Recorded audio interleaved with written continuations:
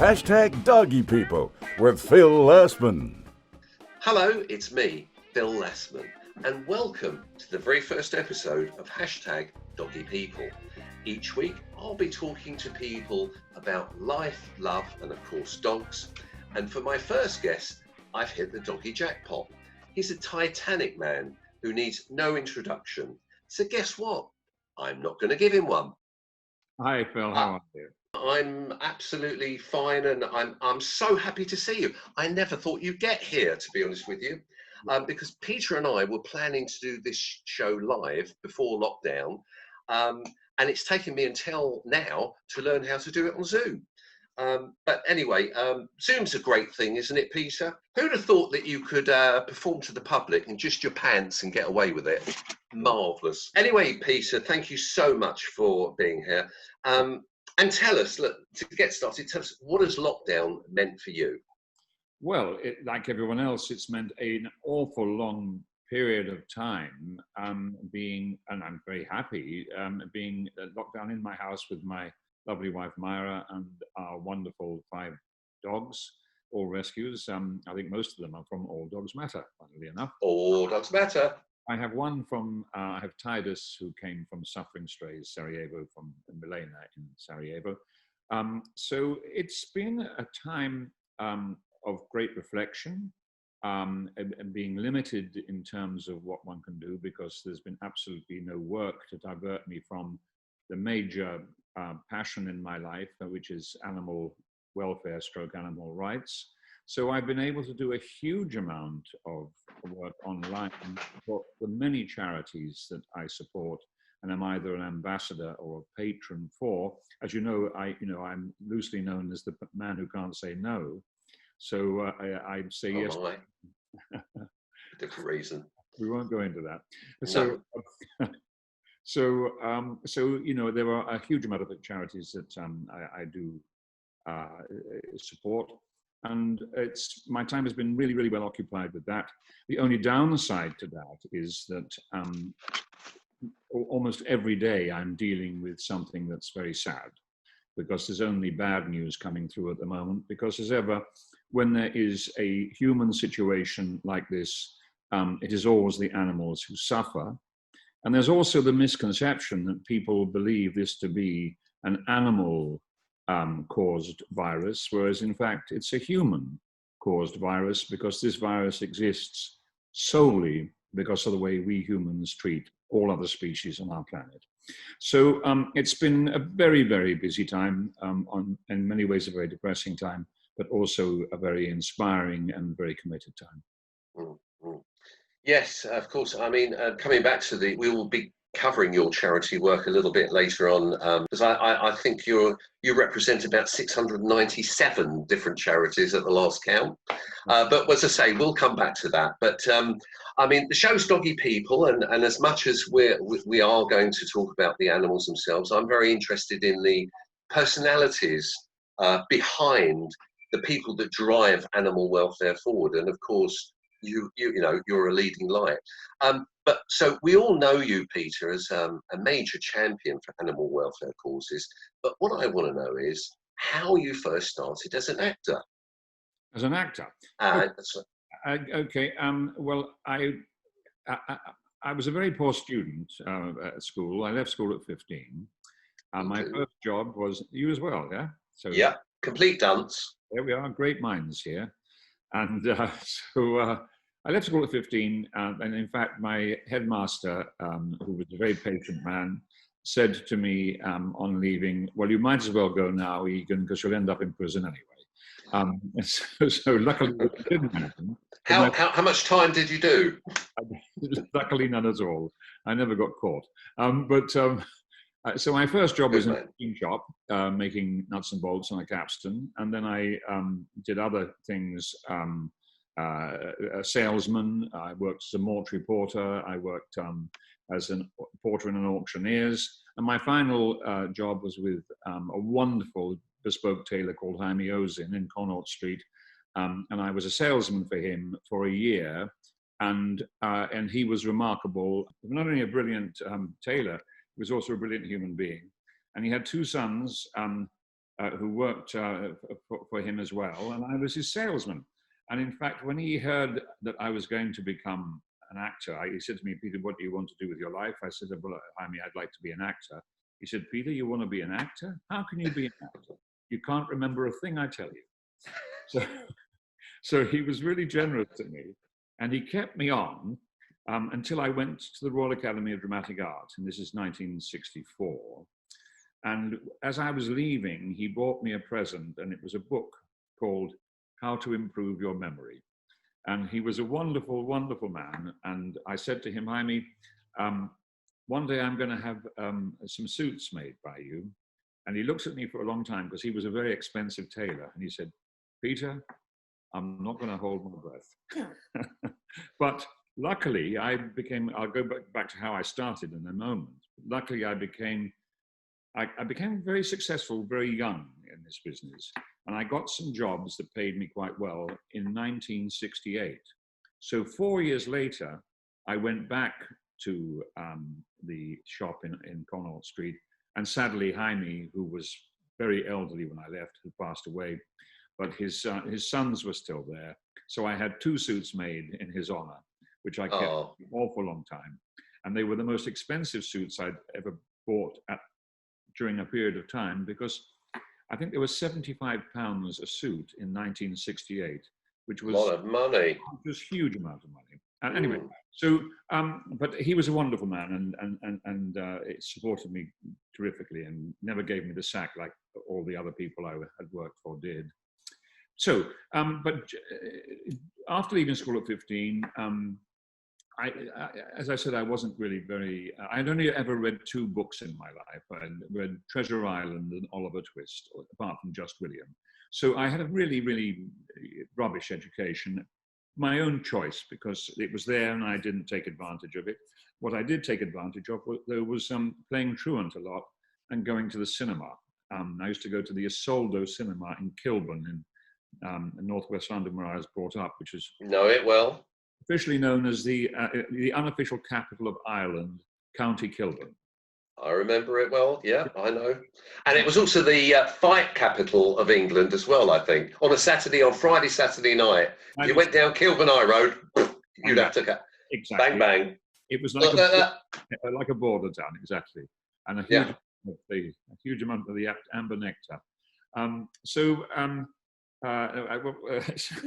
Galtimore. It was the Galtimore dance hall down there, wasn't it? It was called the Galtimore. Oh, Galtimore, I beg your pardon. Yes, that's right. Galtimore. They wouldn't let me in when I went there. Were they not? Were you not killed? No, I didn't look hard enough. That's the problem. Ginger Buffon. There was also the Crown Kilburn, which is a famous big Irish pub. But anyway, so when I left school, I wasn't prepared really for anything, certainly educationally. I was quite good at drawing, but when I played truant, as I did often, I would go to the Isolde Cinema, as I said, and I would I would go in, bunk in at 1 o'clock and stay until 7. And I would always watch the main feature once, the B feature, main feature twice. So you see a B feature, and or whichever way it was arranged, I always saw the main feature twice. I think I saw the King and I and 7 Brides for 7 Brothers about 8 times in a week. Your Brynner, absolutely, yes. My era. Inspired, but you're a bit younger than me, Phil, aren't you? Only a tad. Only a tad. Yeah, I mean, I'm actually 67, Peter. Are you really? Yes, I am 67 years old. Well, that's and so I'm catching you up. I know when your birthday is, and I'm going to come back to that in a minute. Well, a bit later on. But so anyway, so I've left school. Don't know what I'm going to do, and because I was quite good at drawing, I sort of found myself being drawn to an amateur group in Ladbroke Grove called Group 1. And I thought that I might, and a friend of mine from school was a film extra. So I saw him, in the Leather Boys and stuff like that. And he was always dancing in the background. And I said, "Wait, what are you doing?" His name was Richard Garcia, but we used to call him Tito. And I said, "Tito, I keep seeing you in the background in films. What are you doing?" He said, "Well, I'm a film extra." I said, what is that? He said, well, I just do extra work on films and, I'm in the background, stuff like that. I said, how much do you get for that? He said, £5 a day. I, at the time, was earning less than £5 on a capstan making nuts and bolts. So I thought, this sounds like a good idea to me. So I started talking to him, and he said, we'll get the stage and stuff like that, which was a trade paper. And I never got one job as an extra, I hasten to add. I went along to lots of auditions, but never got one job. And I used to go along with Tito. He always got a job, but I never did. But then he never acted. So anyway, I got the stage, and I saw this advert for the one at the back of the stage. I went along, and they said, well, what can you do? And I said, well, I'm quite good at drawing. And they said, well, we need an actor to play a part in this. It was a play called Romanoff and Juliet by Peter Ustinov. And the character was an young American guy. And so he said, you've got to audition. I said, I'm sorry, what's that? That was audition. They said, well, you've got to show us if you can do it. And I said, how do I do that? They said, well, read from the play. So they gave me the script, and the only American actor that I really admired at that time was Marlon Brando. And of course, Marlon Brando was the great mumbler. So I got this script, and I started to read it, and I tried to get my face in a way that Brando was, that sort of look of his. Not that. You could do it. You can do it. I can't do it. Anyway, so I then started to mumble through this text in front of me, and I'd never read aloud either. So it was terribly embarrassing. I felt embarrassed, and I found myself doing this kind of terrible American accent, and not even as good as that, I have to say. And I then looked up and I saw these two guys who ran the group, and they sat there with their mouths open as if they'd never seen something as awful in their lives. And they said, well, you can't play the part, but you can help out if you like. So you can come and, just join in and help out. Do you want to do that? And I said, sure, I'll do that. Because I had no idea what this meant, going to rehearsals. And then so I joined this group, and I made the tea, and I put, helped with the props and all that kind of stuff. And I sat there, and I found it fascinating to see a group of people all talking about text, and in a very forensic way about lines. So I thought, this is really quite fascinating. And then so I stayed for this one term, as it were, and an young Irish guy who became my greatest and longest friend. His name is Shane Connaughton. He's a very famous Irish writer now. He gave up acting, basically. He wrote My Left Foot and Run of the Country and stuff like that. So he's a hugely successful and a much admired Irish writer. We became great friends, and he was always reading books, and he said, have you read this book? I said, no, I don't like that. It was a book called Emile Zola, and it was called Earth by Emile Zola. A total genius of a writer, and a total like D.H. Lawrence. I mean, a real earthy writer.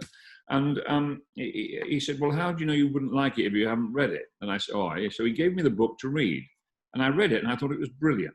And what was wonderful about it was there were loads of sex scenes in it. So that was immediately very interesting to me. And so I'm up for that. Absolutely. So that really kind of, I locked me into reading, and he really kind of helped me educate myself. We chose countries and read the famous writers from all those countries. So I started to develop a love of literature and writing, and became an avid and sort of voracious reader for all of my life, really, from that point. Anyway, during this journey, we both decided that we were going to become actors. And there was another play that they had to cast. It was called Arsenic and Old Lace, and there was this part of a mad uncle. I was way too young for it. I was 16, and the uncle is supposed to be in his 40s. But anyway, it was a very simple, easy part, and also a very funny part. And I played it, and it was like a kind of thunderbolt. It just clicked, and I suddenly thought, this is something I can do. I feel I can act. And the guys who ran the group said, Peter, you really can act, you've got a natural talent. So I stayed with the group for a further year and a half, and then started auditioning. And before my 18th birthday, I got a scholarship to the Royal Academy of Dramatic Art. And that started me on my journey. While I was at RADA, I got an agent, and the agent sent me for various auditions before my time was up. So I left rather early, and got a job. And then by the time I was in my early 20s, 22, I got my first television series. And that's when I had earned enough money to go and buy these suits from Old Hymie, which is wonderful. So I was extremely lucky. I mean, being a kid from a council estate in Kilburn with a very poor education, I found the thing that actually became the most important thing in my life, which is a career in show business and as an actor. And, you know, it was the luckiest thing that could ever have happened to me. And it's been very generous to me as a profession. And I've been extremely lucky and successful, I mean, for 50 years, really. I mean, not saying I'm a huge star, but I've just been a very successful actor all of my life. And that's, you know, a huge achievement, I think. Of course. I mean, that's a wonderful story, Peter. It's almost a rags to riches. And quite honestly, it's not that uncommon because, in fact, of course, I mean, it just springs to mind, the story's pretty similar to Ricky Gervais, your very good friend, because he also came from that kind of a background. And of course, he is where he is. But we'll talk about that a bit later on. We can't pass that without saying, if I may say, I think that Ricky, as I'm sure you do, I think Ricky is not only a genius, he is also possibly the most compassionate celebrity on the planet. He really does walk the walk and talk the talk. He's brilliant. He's actually one of my all-time heroes, but I will be talking about him a little bit later on in the show. A thought sprung into my mind because obviously I do know how successful you've become, and this is not schmooze, but I have a huge admiration for all actors right across the board, and I'll tell you why. For one particular reason, because the general public, do not realise what it takes to learn a script, to memorize your lines. And my memory has always been good. But what I would say about that is you really can always learn the thing that you're interested in.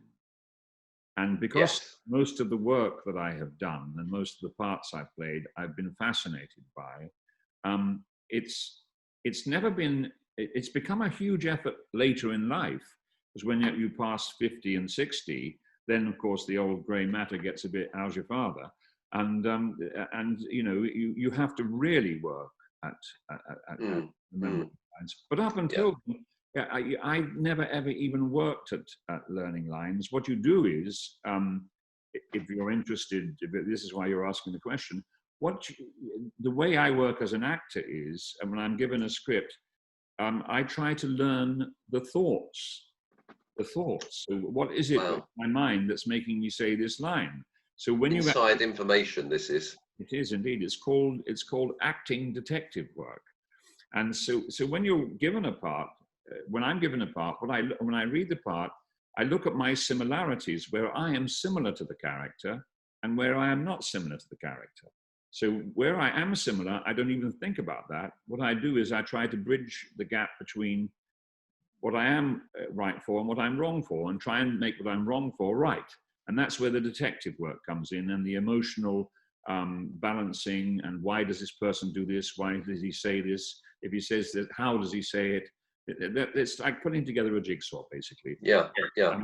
Is that what they call sort of getting into character, as far as acting is concerned, absorbing the role, becoming that person? Exactly. And exactly, it's absorbing the role. It's making yourself receptive to the text and sensitive to the material, and being an advocate for what is on the page. And you use a sense memory as well. You know, so if you find that it's becoming difficult to kind of say a particular line or feel a particular thing, if it's sad, then I will use a sadness in my life, and I'll borrow from that moment and how I felt, and I will then introduce that into the sadness of the character I'm portraying. And that gives me quite a powerful departure point to, journey into the life of that character, if that makes sense. So interesting. I mean, a memory thing has always fascinated me. Actually, I have got an amazing memory. There's only three things that I can't remember: names, faces. I forgot the third thing. Yeah. Sure. What can I do? You Anyway, but you know who you're talking to, Phil? huh? You know who you're Yeah, talking to? of course I do. Yeah, Yeah. you're the checkout girl at Tesco's. I know that. So tell me, Peter. It's just I just want to stay on your acting for just a moment longer, if that's okay. I want to know, what was your first big break on TV? What was your first big break? My first big break was a series in 1968. It was called Big Breadwinner Hogg. And Hogg was short for a character called Hogarth, which I played. And Big Breadwinner Hogg was a kind of, they wanted, because the villains in those days were villains you could always see and identify immediately. They always had broken noses and they were a bit kind of, they wanted to have a villain that you couldn't quite say, oh, he's a villain. So they created a character that was like a kind of rock star kind of thing, a grammar school boy rock star.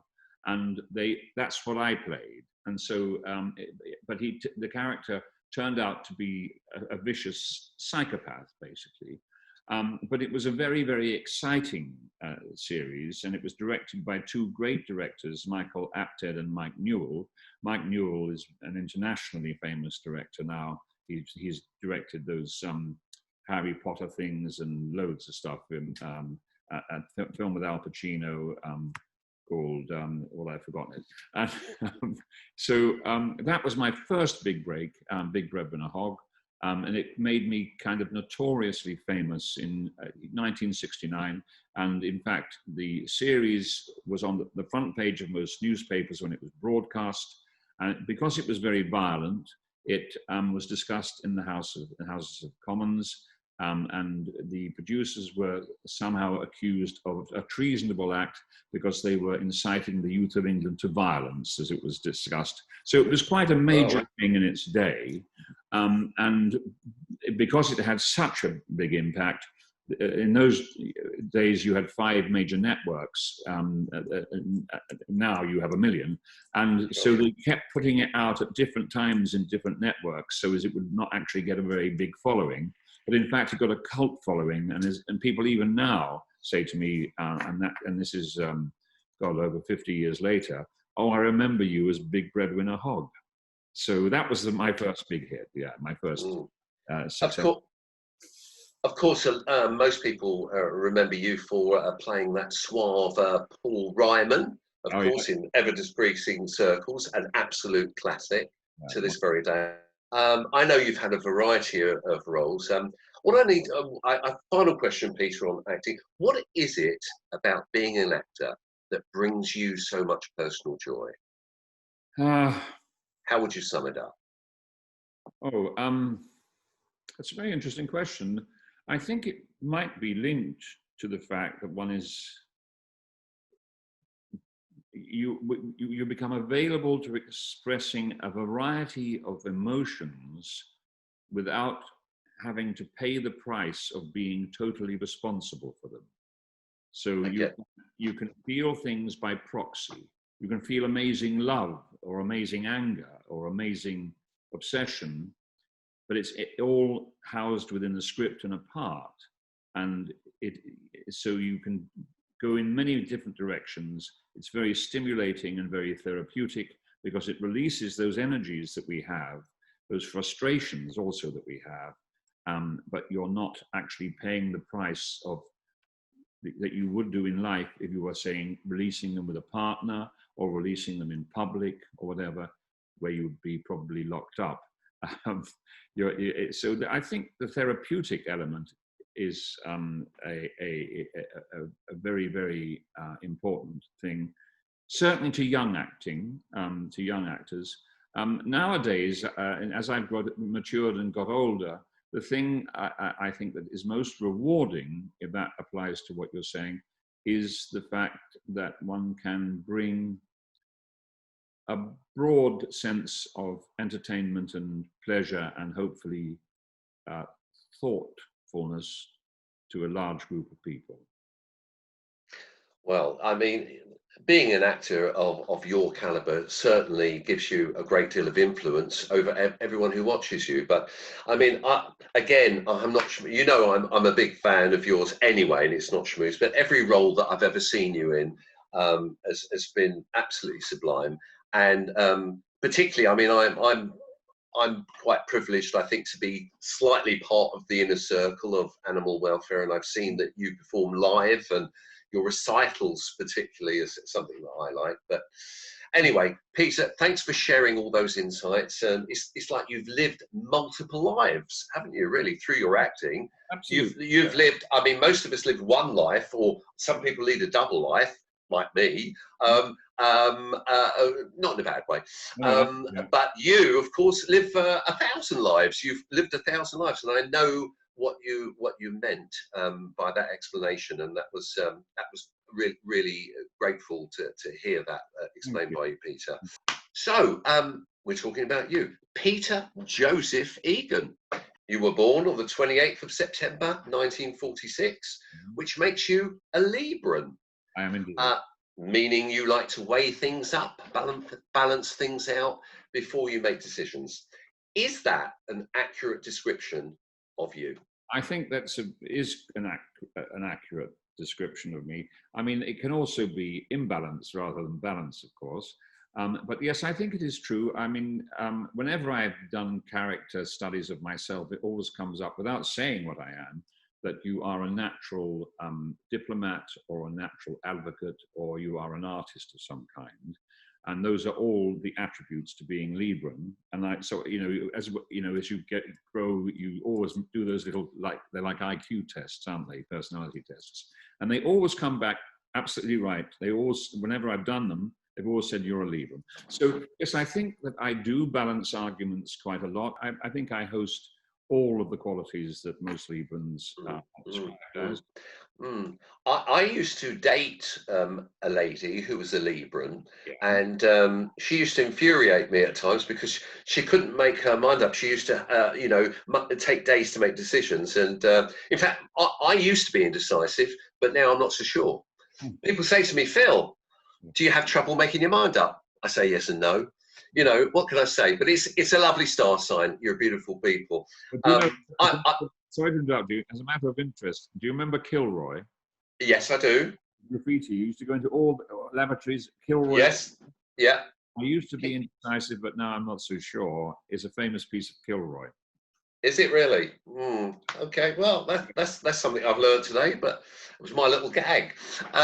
Right. So, Peter, marching on. We know you're a Libran, but you come across to most people as being a very disciplined person.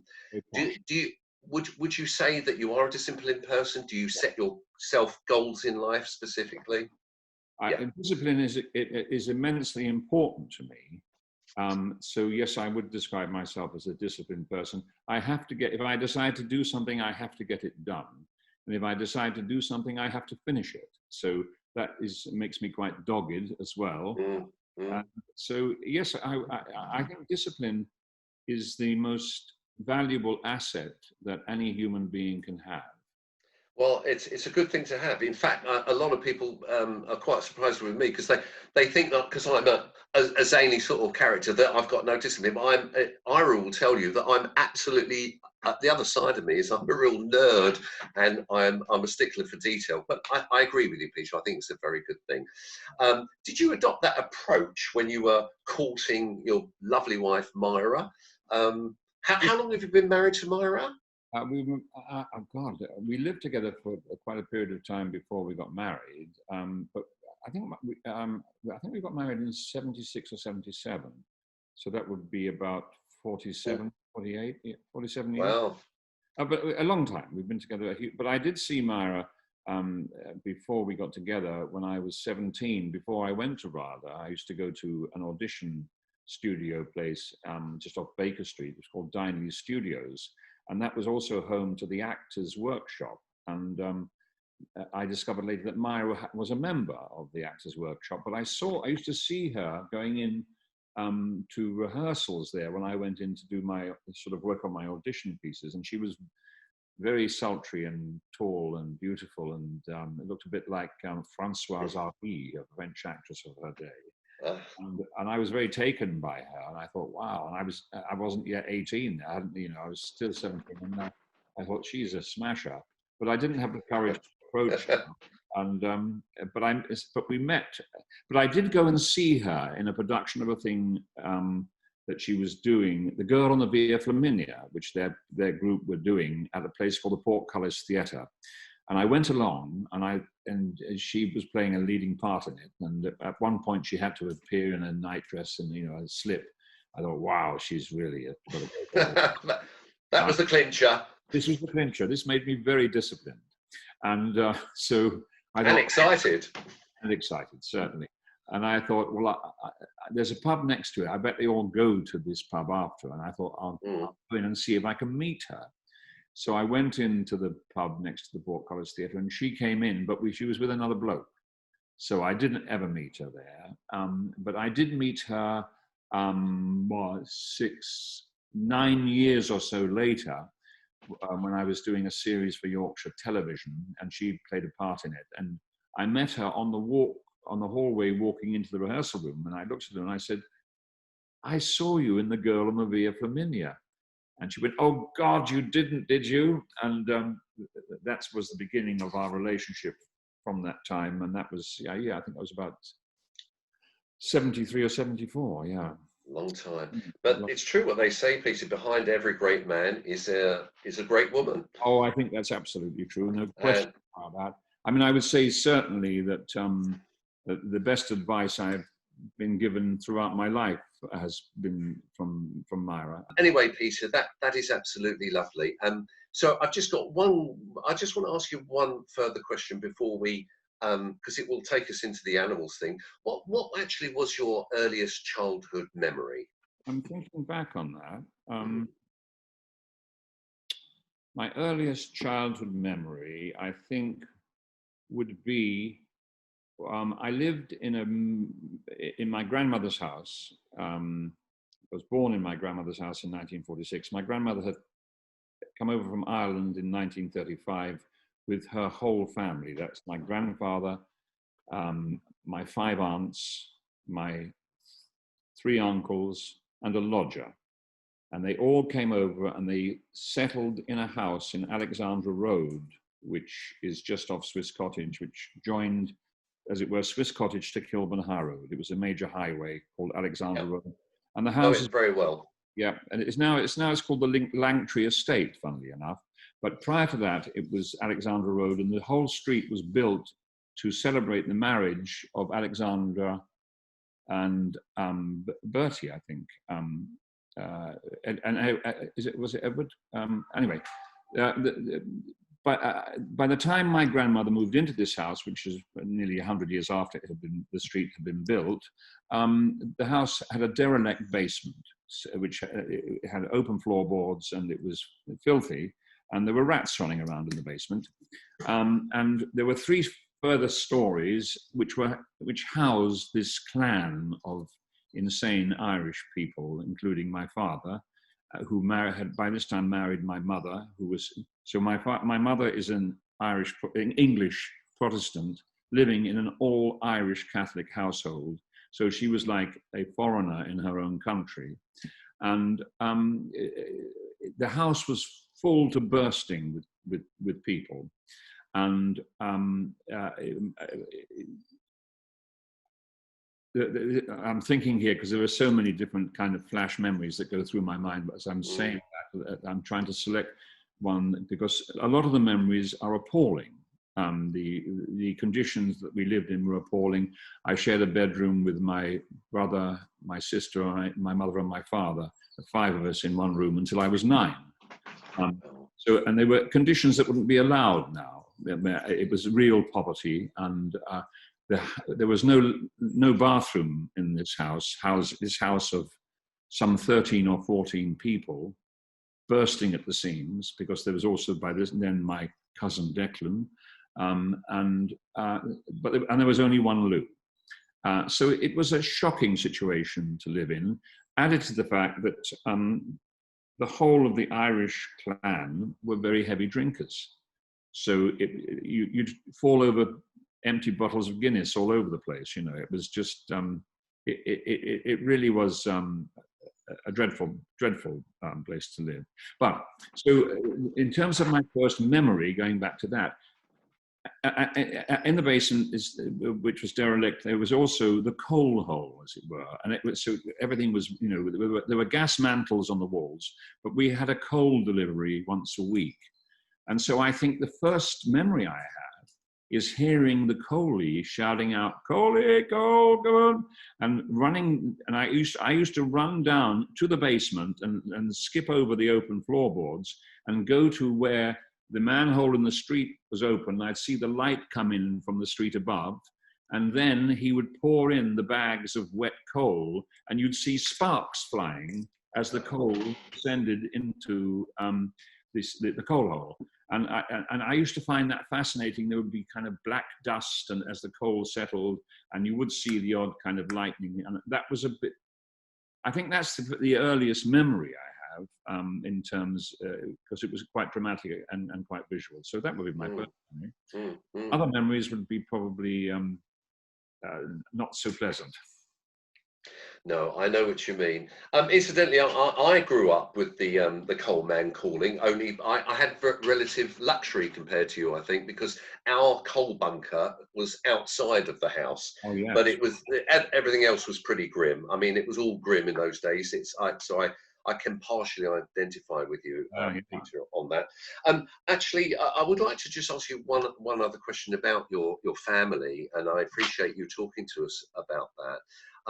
What was, you know, the bond between father and son back in the generation that you and I grew up in was sometimes, well, it was a very close bond, and you had to do exactly what your parents said. I mean, I was talking to my own sons about this only the other day, how it's so different. I mean, my father was a very strict, dominant force in my life growing up. Sadly, he died when he was 50.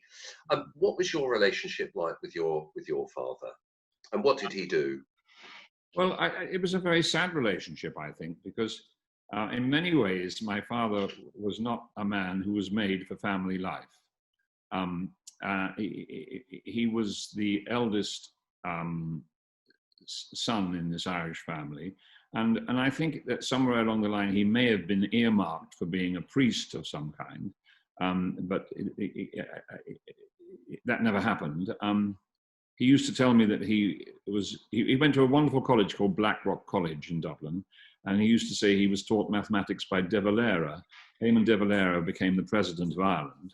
And he would reflect on that when he'd had a few, and he'd talk about that at times. But he wasn't a man who was, because he had two obsessions. One was Catholicism, and the other was alcohol. And the two they're not great bedfellows, those things, but they seem to be to happen an awful lot in particular Irish communities. If my father wasn't drunk, he was morose and sober and silent. And I mean, this is another memory from my early childhood. As we were on the top, we were in the top floor of the house, my grandmother's house. It was 1, 2, 3, 4 flights up. It was the third from a raised ground floor. And I do remember as a child sitting at the top of the stairs late at night. My mother would be in the kitchen knitting, and I could see her face lit by the gas mantle, and she always looked very, very unhappy. And I could see, I could hear my father's footsteps coming up on the wooden treads, and I could tell by the weight of his footstep what his mood would be, and whether he would be in a light, happy mood or in a dark mood. And a lot of the time in those days, because it was just after the war, a time of great poverty, his moods were not good. So, and my mother also I could see my mother, and I would scuttle into the room and get into the bed, and I could see my mother quickly tidy up her knitting, put it away, and also then come in, and my father would go into the kitchen area, and his meal would be on the hob. This would be very late at night after the pubs had closed, and he would either throw the meal against the wall, or you'd hear him eating what he wanted, and then he would either go into singing an Irish rebel song if he was in a very, very black mood, or he'd sing Gilbert and Sullivan if he was in a light mood. And so going back to my relationship with him, I can't remember ever having a conversation with him in all of my life until the time when I was leaving home. I left home very early when I went to RADA, and he said to me, the first time he said anything of importance to me, he said, "Why do you want to leave home?" And I said, "Because I feel like I want to be closer to the Royal Academy of Dramatic Art, and I want to be in that environment." He, of course, was worried, being a staunch Catholic, that I was going to go into a world of sex and drugs, of course, which of course is what I was hoping for. Which we all do. Indeed. We all do. But he, that was the only time he said anything specific to me.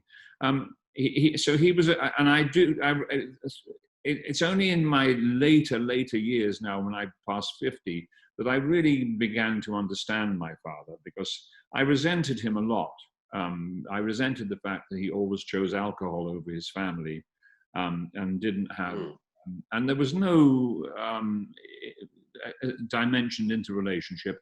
And if there was ever a problem, he would say the priest will sort it out, you know, or God will sort it out. And he because of his obsessions and because of the demons that he carried, couldn't talk about anything, and couldn't confront or develop anything in terms of how you would be social as a family.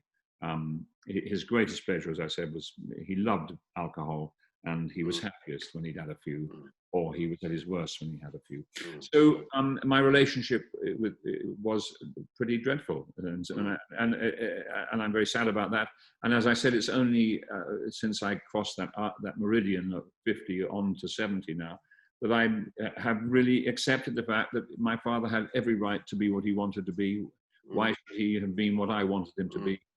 It's just, you know, this whole accident of birth is a peculiar thing anyway. And, so sadly, my relationship with my dad was terrible. I thank you for sharing that, Peter. And I mean, for what it's worth, I mean, we're not going to go into it now, but I so relate to that, because I had a very similar situation with my own father, God rest his soul, who was a very, you know, suffered a lot with a lot of anger management and so forth. But I mean, I can speak for myself. My father, let him rest in peace, was a great inspiration to me in terms of teaching me work ethic and to stand on my own 2 feet, and to try and make a success of myself. Did your father live to see any of your successes? He did, yes. My father died in 78, I think it was. By which time? Oh, wow. Yeah. Same year as my father died. Really? Yeah. Well, my father August. Well, it was quite, I think it was in the middle of June or July. My dad was 72 when he died. Mine 50. Yeah. Yes, he did.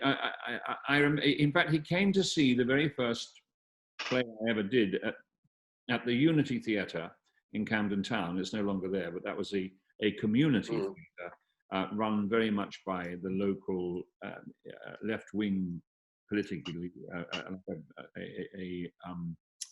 oh God, what's the word? A socialist group.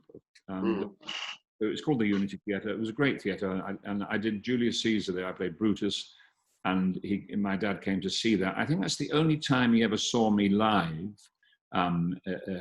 before he died. He saw me a lot on television. And so I think, yes, because I was very successful. By the time he died, I was doing a series called Lily Langtry, playing Oscar Wilde, and but he never discussed my career. He never asked about it. I think it was like a strange thing that he couldn't relate to. Whereas my mother and my sister, of course, followed me avidly in everything that I did. But I heard afterwards, after he had died, some of his friends said, "Oh, your father was always very proud of you." And so I think it's very sad that he didn't let me know that when it would have meant something very important to both of us when he was alive. But anyway, that's the way it goes. It was a very sad time in passing, because I think we'd had an argument a year and a half before he died, and we hadn't spoken, and then he had a stroke, and then he changed. He'd always been a robust, strong man, and he suddenly had lost loads of weight and looked very vulnerable, and I felt incredibly sad for him. Yeah. Gosh, I'm quite emotionally affected by it, because our stories are very similar. My father was 18 stone all his life. Wow. And he died at home in my arms, and he was 6 stone. So that was a horrible thing. But listen, our fathers are a very important. They leave us such an impression, especially when you and I have had those similar experiences.